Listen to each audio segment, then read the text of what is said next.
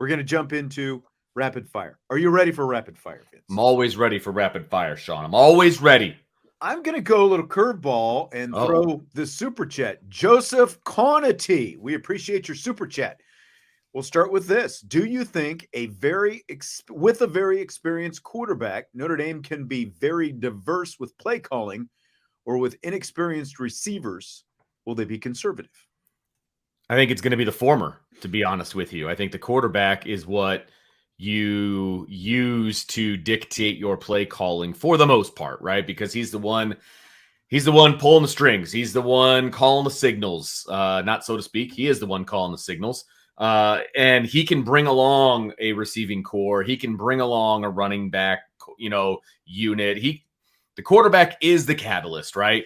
And you had to have a very, for lack of a better term, a dumbed down playbook last year because the quarterback could only accomplish so much. There's no way around it. It didn't matter what the receivers were doing. That's the way it had to be. Yep. That is not the case right now. I think these receivers are plenty talented enough to be able to execute whatever they need to execute. There doesn't have to be option routes and things of that nature. They can just be, this is the play. This is what you run. They know it. They do it. It's all about the quarterback. And so I think the experienced quarterback trumps all here.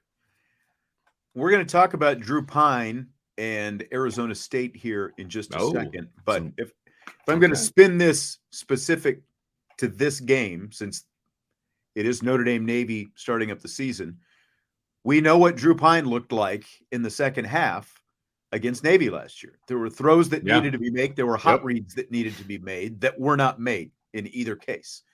Sam Hartman's going to make those. This is year 6 for Sam Hartman. Exactly. It was game number 6 or 7 for Drew Pyne. Like there's just like the difference in the experience is the Pacific Ocean between what you're going to get from Sam Hartman and his ability to make quick decisions and what you got from Drew Pyne and Tyler Buckner last year as well, for that matter. So yeah, this is a quarterback-driven team this year. It's been a long time since Notre Dame could say that, but this is a quarterback-driven team. You don't have to hide the quarterback. You don't have to protect the quarterback from certain situations. This is a quarterback who can go out and make plays, and we've talked about it before. I think when the lights go on for this guy and it's game time, you're going to see a precision. You're going to see a slicer and dicer out there in Sam Hartman, and you're going to see the receivers continually grow throughout this season. I don't think it's going to be – now there might be some kind of micro stuff where some growth is going to have to be made and all that kind of stuff for certain guys in certain situations. But I think this receiving core is going to grow throughout the season, having a guy like Sam Hartman pulling the trigger. Look, let me be as cliche as possible here. He's going to be a coach on the field. Like he can execute pretty much whatever you need him to execute, and he will bring the guys along with him along the way. And we kind of talked about this in the summertime, Sean. It's it's like the chicken and the egg thing. Did the receivers make Sam Hartman, or did Sam Hartman make the receivers? I tend to fall on the Sam Hartman made the receivers side of things.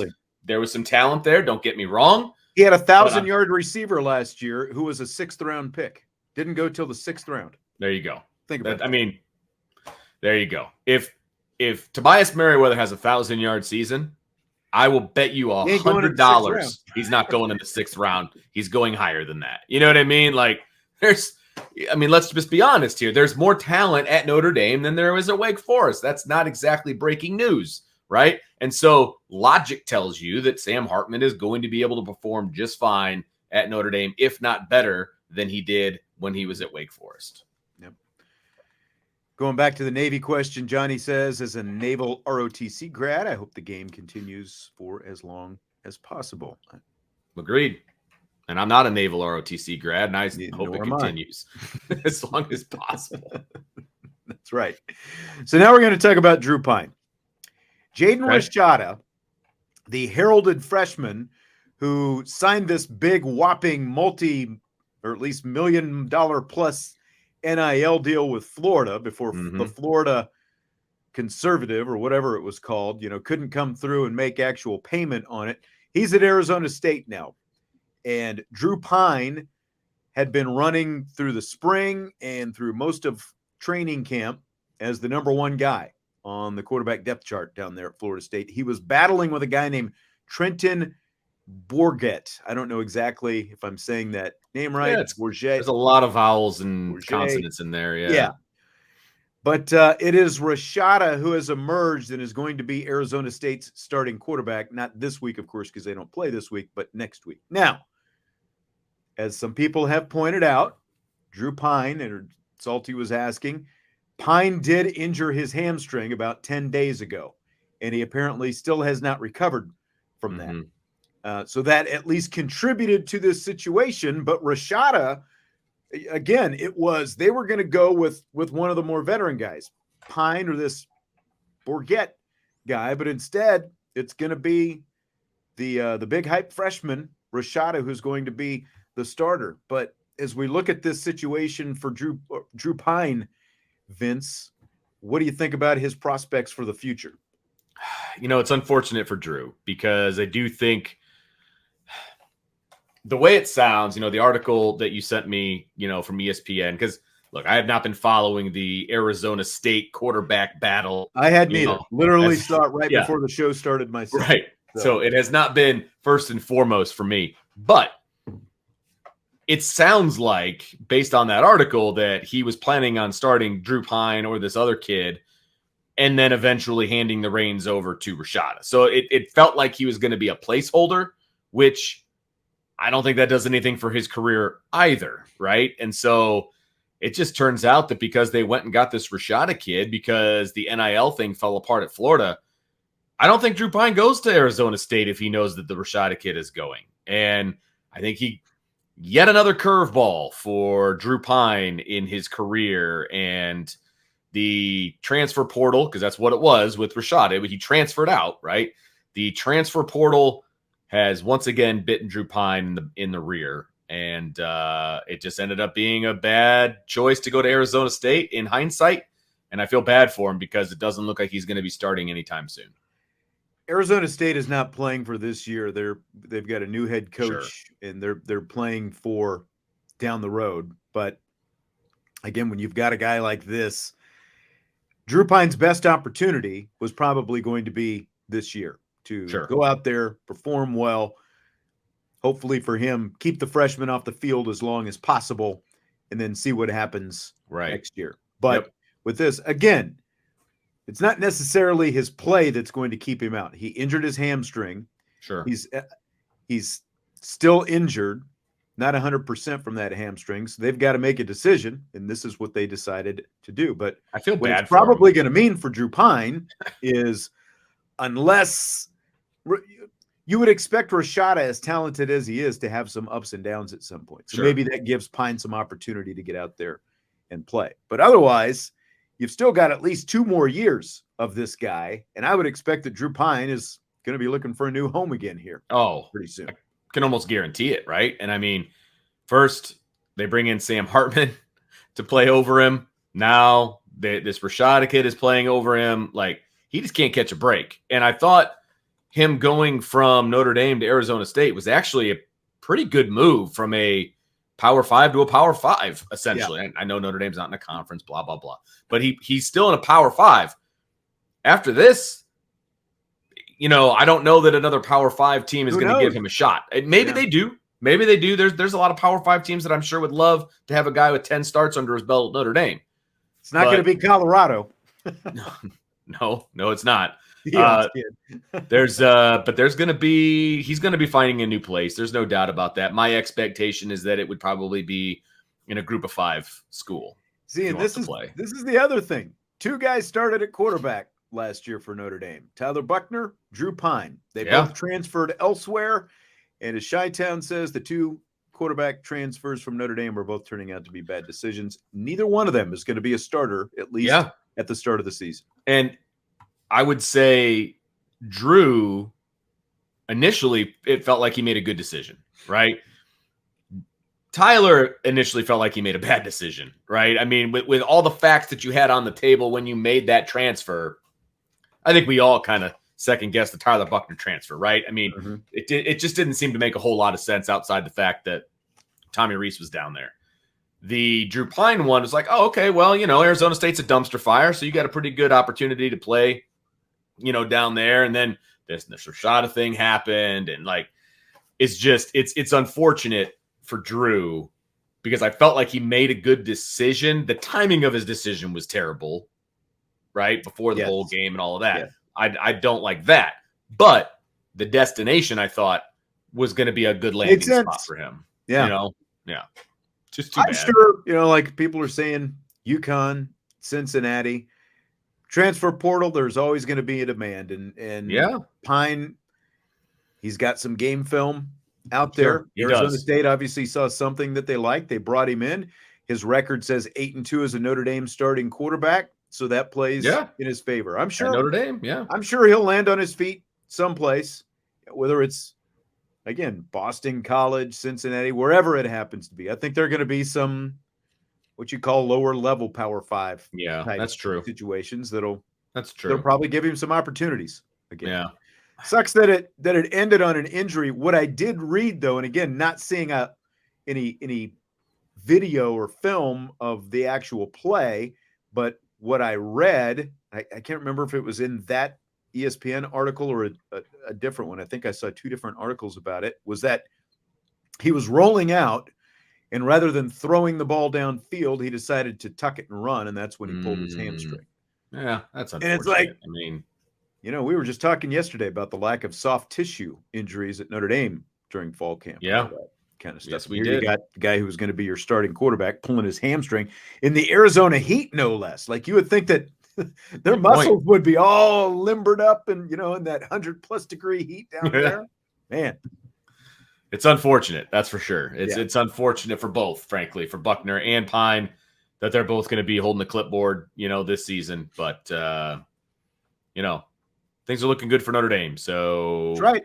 Onward push, baby. And they're looking good for Notre Dame because they got a guy named Sam Hartman. And he did another NIL gift announcement to his team yesterday. And it happened while Vince and I were doing the show. Of course.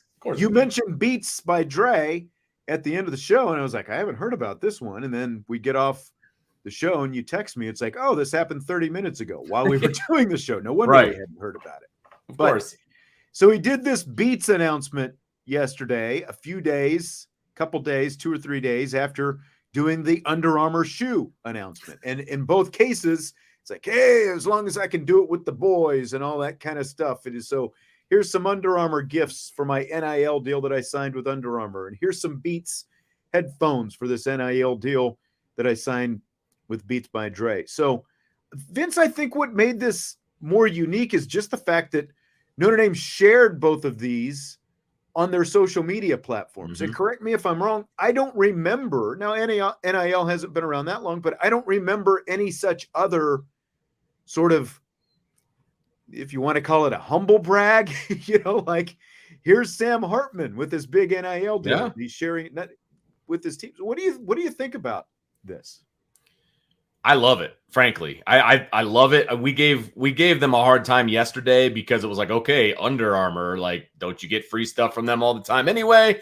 But then the Beats thing is that's pretty massive. Those things are like $300 a pop, and you figure on average about 100 players on the roster, maybe a little bit more. I mean, I'm not a math major, but that's $30,000 worth of stuff that he's giving guys just for a plane ride over to Dublin, right? And so I think that's awesome. I think that's awesome, and I think it's awesome that Notre Dame is publicizing it. They are doing NIL the way NIL was supposed to be done in the first place. That was the whole reason for NIL, name, image, and likeness, all of that. It's not a blank check to recruits. It's prove yourself on the field, sign a deal, make some money, help out some people.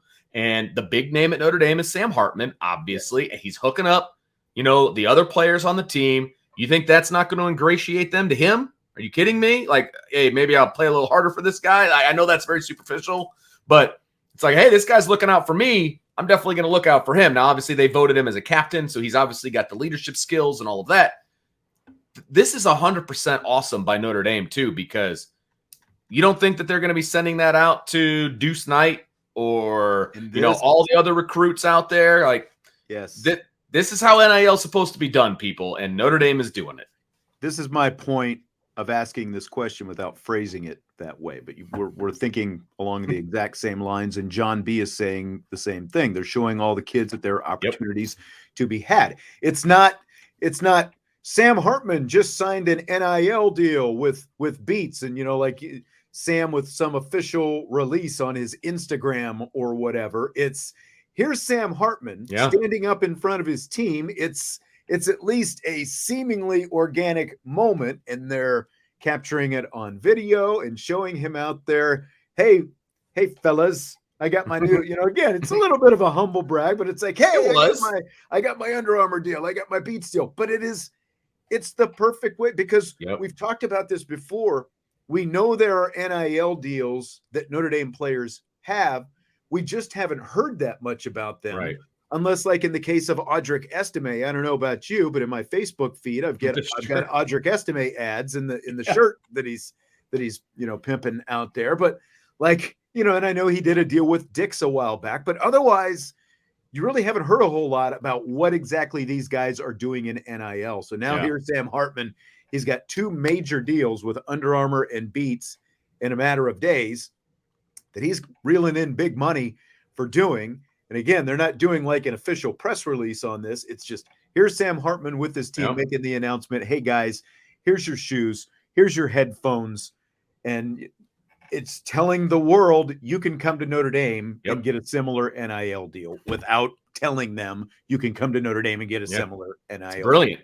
It's brilliant. I mean, you're actually using your social media to get the word out for what you want out there, right? They're not, and look, Notre Dame's never going to pay recruits. It's never going to happen. And I'm okay with that, because if you have any confidence in yourself that you're going to go out there and be successful, the NIL deals are there for you. I mean, they're right there.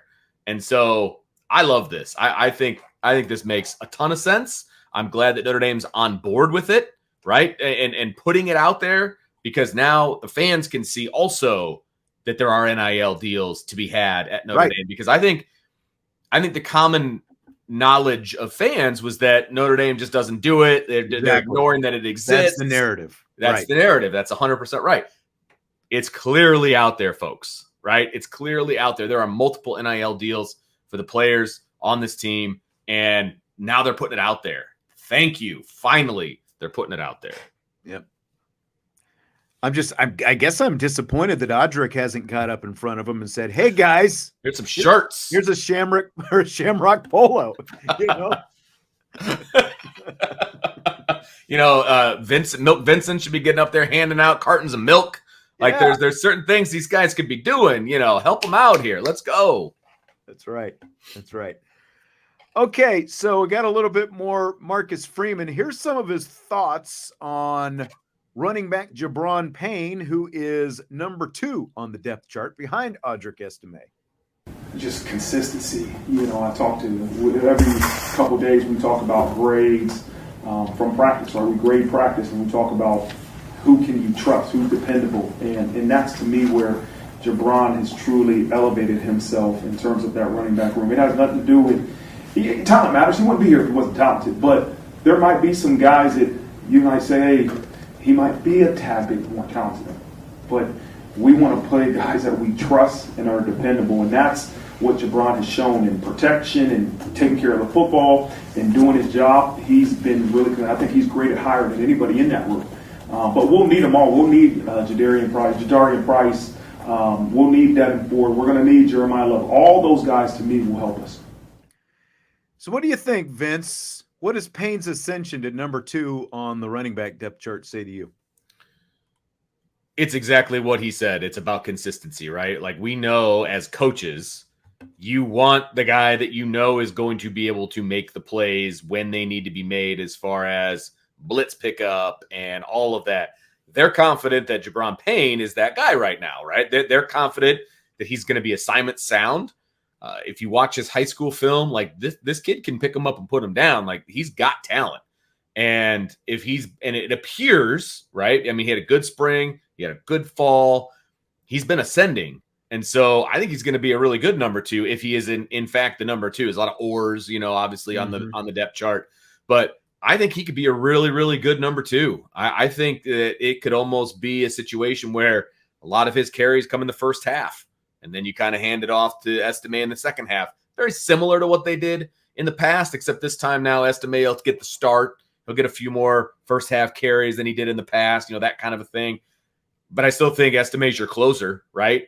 And so I think Gi'Bran Payne can be a great number 2. I really do. I do. I think that besides Audric Estime, he's the most complete back that they have right now. Those are everyone that they have in that room can do a little bit of something, but I think just the development that Payne has shown, and that's the big thing. Like, I think that Marcus Freeman in a fairly short amount of time has shown that he can run a developmental college football program. Like when you look at what's going on the defensive line, look at what's going on with the offensive line, safety, some other positions, linebackers are coming along. But I think the fact that Payne has gone from the last guy, the bottom of the depth chart a year ago at this time, to playing in the last 4 games of the season to preserve that season of eligibility, to where he is now, number 2. He does a little bit of everything really well, and I think that he deserves to be in that spot. Again, the other guys you're going to see, as you're going to see all of them. You might see at least 4, if not all 5 of them out there Saturday, just depending on what they decide to do with Jeremiah Love and maybe, weather conditions. Who knows exactly how some of that stuff is going to factor in. But I think it's great for the position group, and I think it's great for the program as a whole to see where he is right now and how he's elevated himself in a fairly short amount of time. Well, Gi'Bran Payne was kind of the forgotten guy, right? I mean, of this whole group, because, Jeremiah Love was the new guy. Jadarian Price was, it was like the what if from last year. He's coming back from injury. And then you have Devin Ford, who's kind of a mystery because he's the transfer. And, of course, Audric Estime. It just felt like Gi'Bran Payne was the forgotten man. And he just put the blinders on and just went to work and just got better and better. And like I said, had a great spring, had a great fall, and now he's sitting at number 2. So I love it. We got used to seeing like 14 personnel and, like Derek is saying all at once, 50 personnel. You could technically, I think 5 linemen, really quarterback, and then 5 running backs, I guess. Might be getting a little bit crazy. It's kind of a loaded backfield. One of them would have to be on the line of scrimmage, but figure that out. Yep, that's exactly right. Now, one of everyone's favorites, Jaylen Sneed. Yes. Here's some Freeman comments on that. Yeah, he's going to help us in a lot of different ways. He is a talented football player, and we will find ways to get him on the field because he makes us better when he's on the field. And so we're going to need all those guys in the linebacker room. And what we do with Jaylen, where we play him, it depends on each week. But Jalen Sneed's going to play for us because he makes us a better team when he's out there. I don't know that Jalen Sneed has necessarily Tobias Merriweather type expectations, especially externally. Maybe, self expectations, but externally. But at the same time, the expectations are really high. So what are your expectations for what we're going to see from him this year? Well, Jesse and I did a bold predictions show one of the days that you weren't here. Okay. And one of my bold predictions for defense was about Jalen Sneed. And it is a bold prediction. Granted, it is a bold prediction. But there's a smidgen of reality attached to it. I said that Jalen Sneed is going to lead the team in sacks. Okay. Interesting. Now, the reason I went there is because I think he is going to be the linebacker that is going to be out there predominantly on passing downs. And I think they're going to trigger him. I think he's going to come off the edge. I think he's going to blitz up the middle. I think they're going to use him to put a lot of pressure on the opposing quarterback. So I think he's going to get a bunch of sacks this year because he's going to be put in position to do that. Now, is he going to lead the team? Well, that remains to be seen. But I think he's going to be dynamic in the role that they are going to have him in. Right now, Jalen Sneed is not a first and second down linebacker. That's just not who he is yet. He's not. I don't want him sitting there making reads and things like that. He's not ready for that yet. That's the thing. Yeah. Yeah. That's the best use of of his talent is what you were talking about, getting to the quarterback, moving him around out there on the field and letting him pressure in different ways, reading what's going on, like you said, on first and second down and pass coverage and stuff like that is still not quite his thing yet. Now, maybe that comes over the course of the season.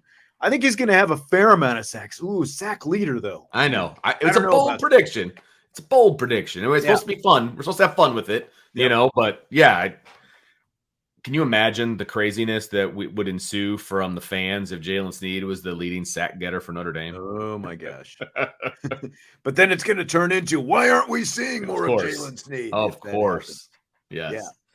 That's going to be, it's going to be kind of fun to sort of spot him in those situations and see where he is, how they use him, where they're lining him up, and all that different kind of stuff. So, yeah, I think you're exactly right. I think pressuring the quarterback is the best use of his tools. And I think that at the very least, when you have guys like him and Botello out there at the same time, and some of these other guys, the prospects are pretty enticing.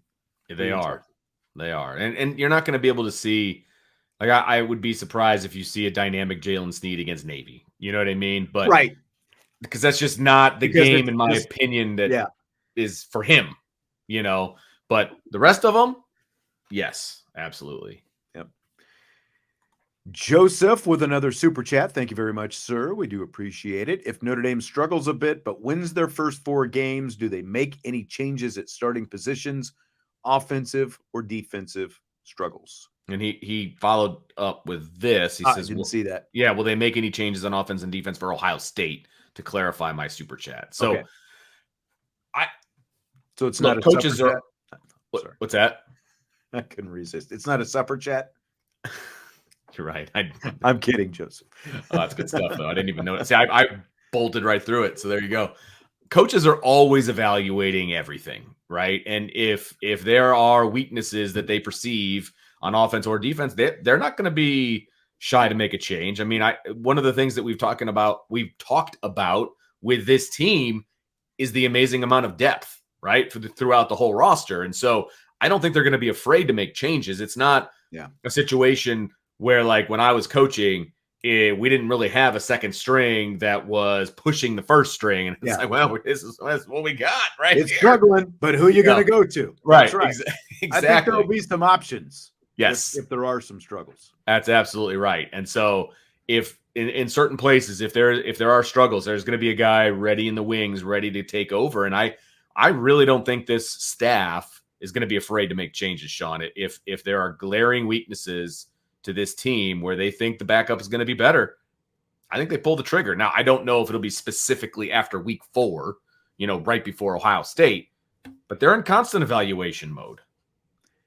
I think you're exactly right. And I do think that there is much more depth across the board. And I think that's fairly apparent just standing out there and watching some of those practices, like the fact that the defensive line is going to go 10 deep, the fact that 5 running backs are probably going to play. And even though they're still trying to continue to build some depth in that wide receiver room, there is talent that's starting to stack there, and you're going to see a lot of guys contribute there. Just across the, I mean, look at the cornerbacks in the secondary. Look at where that group is right now compared to a couple of years ago. There's a lot more depth, and you know why there's a lot more depth, even though there are some people who keep trying to say that Marcus Freeman is not recruiting that much better than Brian Kelly recruited in his time at Notre Dame. We keep coming back to this. If you look at that blue chip ratio, the percentage of 4- and 5-star guys that are signed in a given year,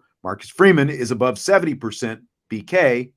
His ratio was around 50%. That's a 20% increase. Big difference. And that's a big part of the reason.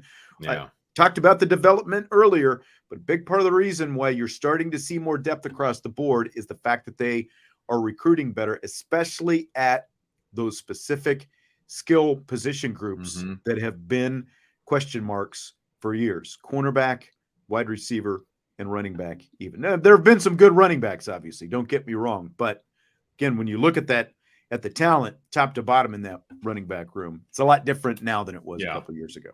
Well, I mean, just look at how many freshmen and sophomores are in the 2 deep, That's all you got to do. Yeah. How many freshmen and sophomores are in the 2 deep? That's Marcus Freeman, guys. I mean, that's where your talent is coming from. I mean, you mentioned the cornerback position, right? What's the 2 deep look like? There's 2 sophomores and a freshman in the 2 deep out of 4 guys. So yes, but the recruiting is so much better at those skill positions, and then obviously wide receiver. I mean, wide receiver, running back, corner, like it's just so much depth of talent there. Tyler, thank you for the super chat. He says, who would we love to see score the first touchdown for Notre Dame? Personally, I would love it to be a bomb to Chris Tyree. That's what I want. I want my guy Chris Tyree, the guy we were praying was going to get more touches last year, to get the first touchdown of the year, and I want him to sign the ball when he's done and dedicate it to Tommy Rees. That's not a bad one. I would just go with Tobias, because one catch last year after all the clamoring, want to see Tobias. He's going to be a starter now this year. To see a deep pass to Tobias Merriweather, see him take it to the house. You know, it would be even better if it's his first catch of the season. I know, right? 2 catches, 2 touchdowns. Exactly. So that's who I would go with. I like it. Tobias Merriweather. Somebody's going to get loose deep. And I know your guest from earlier, Bill, right? I know that he said that they brought in a new guy to prevent the big play and all of that. You can try to prevent the big play all you want with these receivers and this quarterback. There's going to be big plays on Saturday. Period. Yeah. Everywhere. There's going to be a lot of them, I think. Yeah. Again, Navy has a good defense. We saw that from them last year. And they've got 9 of 11 guys back from last year. But I just think that we're between the quarterback position and where Notre Dame is right now at the receiver position compared to a year ago, I think it's going to be a really tough matchup. Yes, it is. Yes, it really is. And matchup. You're going to have a quarterback that's not going to be afraid to get rid of the ball, check it down when they're blitzing and doing all these different things. It just didn't take place in the second half. I mean, bottom line, right? And I don't mean to keep beating a dead horse, but it's just a different situation at quarterback. Yeah, absolutely. Notre Dame spread against the midshipmen, 20.5 points. Scale of 1 to 10. How confident are you they'll cover? 12. I'm extremely confident. Very confident. That they are going to cover 20.5. I think it's going to be I'm actually surprised that number is as low as it is. If I'm being honest, I think that is an easy cover. Somebody texted me yesterday actually asking me about the 20.5 spread. I said, ride it hard all day, because I would take that one in a heartbeat. And I said, whatever the over-under is, either for Notre Dame or total points, take the over. I agree. I mean, it's basically, are they going to win by at least 3 touchdowns? And I think they do. I mean, think about it. If it's 35-14, that's your 3 touchdowns right there. And that's just about the lead they had last year at halftime.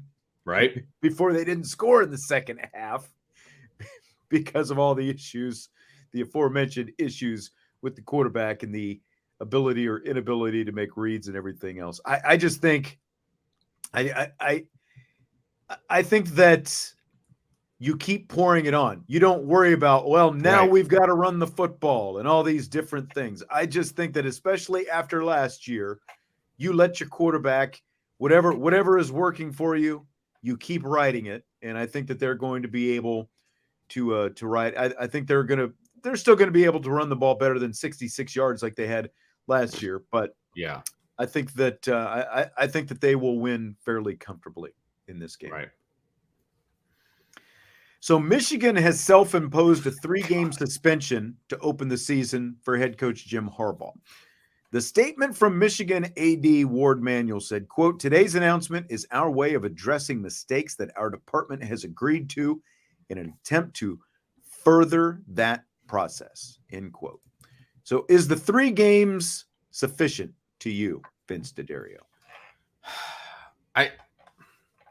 First of all, the fact that they're suspending him for 3 games it's a nice round number, I guess, but like it's East Carolina, UNLV, and Bowling Green. Right. But at the same time, the schedule's pretty easy. They could pretty much win most of these games without having Jim Harbaugh on the sideline. They could have been like, you know what? we're going to suspend him 11 games and just have him come back for the Ohio State game, and they'd probably still be okay. I don't know that the punishment necessarily fits the crime. I think the crime itself was stupid. Like it was dumb. Well, the real crime about it. The real crime is lying about Correct. what was a stupid crime. If he would have just admitted to it, he wouldn't be in the situation he's in right now. So dumb. Like, and it's so typical Jim Harbaugh to make this little problem this massive issue, right? And then they go ahead and announce the 3-game suspension without actually talking to the NCAA. Like, I mean, it's just a comedy of errors and very typical of the Michigan program. So does it fit? Yeah, probably, because he lied and he's an idiot. It's just not going to make any difference. It's just not going to make any difference whatsoever. I like how in this statement they say they're addressing the mistakes our department has agreed to. In other words, they're not really admitting to everything the NCAA is saying. It's like, well, we've agreed to this, and so we think this is worth 3 games. And, of course, they originally said 4 games, and then there wasn't going to be a suspension. I mean, if Notre Dame – just look at Notre Dame's history. Self-imposed anything doesn't really seem to matter to the NCAA. Now, maybe it does now because there's new leadership and all that, but they can impose the 3 games all they want. I think it's going to end up being more. That'd be great at some point. I think he's going to end up serving some kind of suspension next year as well from the NCAA. I don't think that this is going to be good enough for them. It's just so mishandled. Yeah, and it's just a big PR blunder. And again, if Jim Harbaugh had just been more forthright and been up front with this whole thing, he wouldn't be in this situation. It would be an old story that we wouldn't even be talking about, is what it would be. I mean, it may not even have made it into the press, to be honest. It's just ridiculous. It's just so Jim Harbaugh. Yep. Now he's going to be named like Coach of the Year because he overcame the suspension and all these things. It's like, okay, but you're exactly right. Like the 3 games that he's going to sit for, I mean, they should be able to throw anybody out there. Seriously, win those games. I could not know a single play in the playbook. You give me the headset, I bet you I could win those 3 games with the roster that he has and the guys are going up against. Yeah, I mean, it's not hard. Yep. Anyway. Fill in the blank, Vince. The thing that has most impacted the relevance of college football's regular season is blank. This was really hard for me. There's a couple different directions that I really wanted to go, and I wasn't sure which direction to go with this. I'm gonna say money. And I know that sounds like a jaded answer, but that's what it is, because money is what broke the bowl season, right? And the bowl season was directly impacted by the regular season. And then they had a 2-team, championship. Regular season still important. Got to make more money. Now you go to a 4-teamer. Okay. Little less important on the regular season. Next year, a 12-gamer or a 12-teamer, excuse me.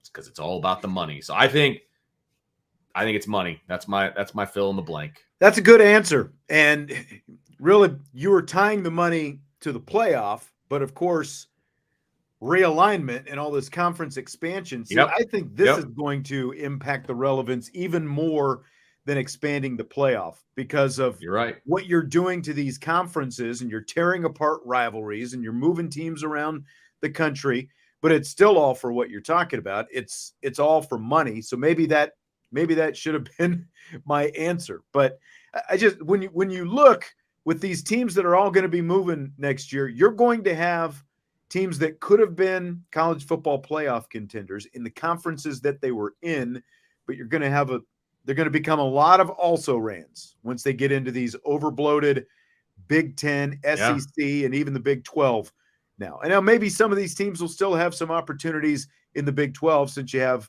Oklahoma and Texas leaving, even though it is, it was TCU that got to the playoff last year. But you're tearing apart rivalries. You're just the impact that all of this is having. But again, it all goes back to money. So I think you're right. I think money is the answer to it. Whichever way you want to trace it, that's ultimately the answer to what's tearing apart the regular season. And I'm gonna be curious to see how people feel about the regular season here in a couple of years after we have this expanded college football playoff. It's not your dad's college football. It's not even my college football anymore. Yeah. You know what I mean? Like the days of sitting back and just watching college football all day on New Year's Day. You know what I mean? Like that was a thing. That, believe it or not, that used to be a thing. That's not a thing anymore. You know what I mean? Mm-hmm. And the bowl games used to be so good. You would want to watch these bowl games because they all had implications to different things. I mean, and now it's just, if it's not the Final Four, if it's not the college football playoff, it just doesn't mean a whole lot. Like even the New Year's Six games, they can give it a special name, but even those don't mean a whole lot anymore. True. Very true. Like you said, it's not even your college football, let alone your grandpa's college football or your dad's college football, because like what's the Rose Bowl going to be? I used to love rolling out of bed on New Year's Day and know that there was a game that was going to start, and within about a half an hour, there was going to be another game on top of it, and I could flip back and forth, and the next thing you know, you're just laying there all day in a pull of your own whatever, and you're watching college football all day. It was great. I'm telling you. No more. Like I used to watch the parade, make my wife happy, and then as soon as the parade was over, boom, college football. Like you're jumping right into it, and it was like, hey, I watched the parade with you. I'm watching football now. Yep. Christopher's right. New Year's Day used to be the best, but it just hasn't had that feel in a long time because of all this proliferate. Because again, you'd get these major bowl games back to back, all on New Year's Day, and then they decided, well, we can make more money by putting them all in prime time and spreading them out to different days, and then it became what you're talking about.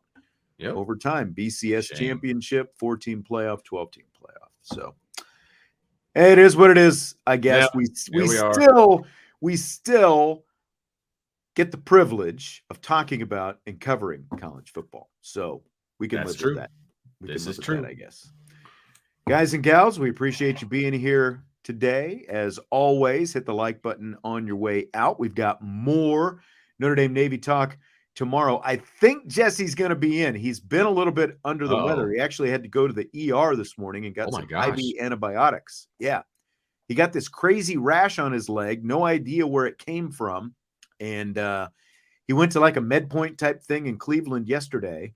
And they said, well, you need to go to the ER. So the ER they sent him to was like full of people when he got there. And then he found out that his insurance, they were out of network. So he went to a different ER this morning, got right in. But trying to figure it out. It's crazy. So hopefully he's feeling better tomorrow. And he'll be here. And we'll talk some Notre Dame Navy and some mailbag as well. Looking forward to it.